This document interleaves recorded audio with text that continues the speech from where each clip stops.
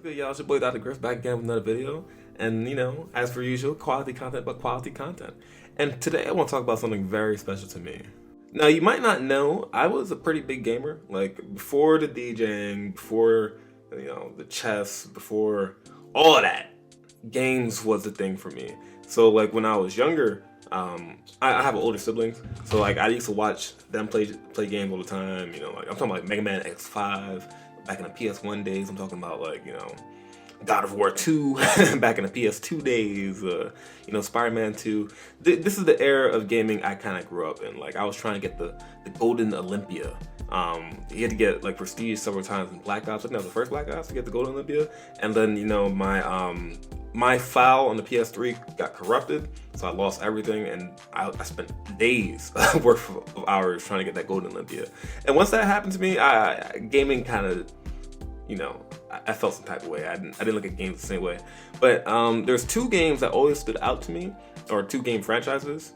One, Spider-Man. I've been a big Spider-Man fan my whole life, so the Spider-Man 90s cartoon, the MTV Spider-Man cartoon, all the Spider-Man movies with Tobey Maguire always landed around my birthday. It was in my birthday season. What else? Just the comic books. Spider-Man was that guy. You know what I'm saying? I'm from New York City. He's from New York City. Spider-Man, poverty. You relate with him a lot of different ways. So Spider-Man, I always looked for a good Spider-Man game. Spider-Man 2, I put a lot of hours into that game. Doing the kick step thing to the pile driver. Yeah, if you the real ones know what I'm talking about. Pile driver somebody off the Empire State Building. I don't know, maybe I should have had some therapy trying to do that all the time. But anyways, Spider-Man 2 is one of my favorite games. And then God of War 2 came out.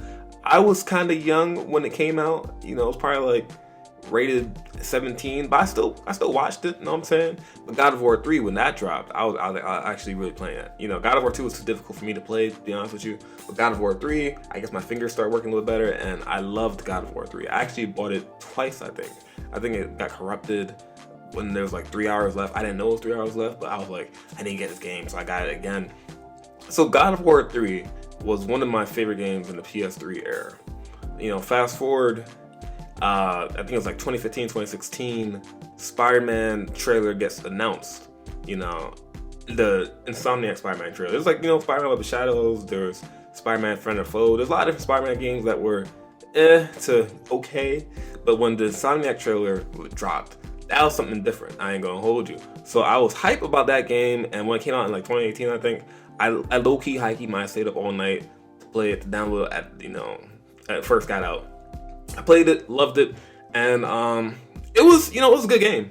It was okay, but for me, waiting years to play it, being a Spider-Man fan, loving Spider-Man, I was a bit biased. You know what I'm saying? I really love that game. But God of War for PS4, that was hitting something different. Now, we all know, well, if you played God of War 3 or the previous God of War games, Kratos as a screaming the leading person. He deleted a lot of people in God of War 1 through 3, and some in God of War as well. So when you see him back in God of War 4, I feel like it hits differently if you play the previous games. You know what I'm saying? Seeing the juxtaposition of Kratos in God of War PS4 versus God of War 3, they're kind of like two different people, but they look also very similar. They look physically similar, but they also you tell the God of War PS4 guy been through some stuff. So I say all that to say, yesterday there's two trailers dropped: Spider-Man 2 and God of War Ragnarok. God of War Ragnarok, definitely had more gameplay in the trailer. You can actually see like the different combat elements and what's been improved. He had like a get over here with his, the Blades of Olympus or Blades of Chaos. He changed the name quite often, but he had to get over here and he pulled himself up to the thing. That was pretty cool. That was different. But the Spider-Man 2 trailer, it didn't really show too much. If that was gameplay, that's crazy. You know what I'm saying? That's actually stripped from the PS5. I don't think it is. But it didn't really show too much gameplay footage, but it kind of gave you an idea of where the game is going. You see Miles Morales, you see Peter Parker. You kind of assume that, you might be able to play with both of those characters, and maybe you be doing the combat finishers in the actual game. So both trailers have dropped yesterday.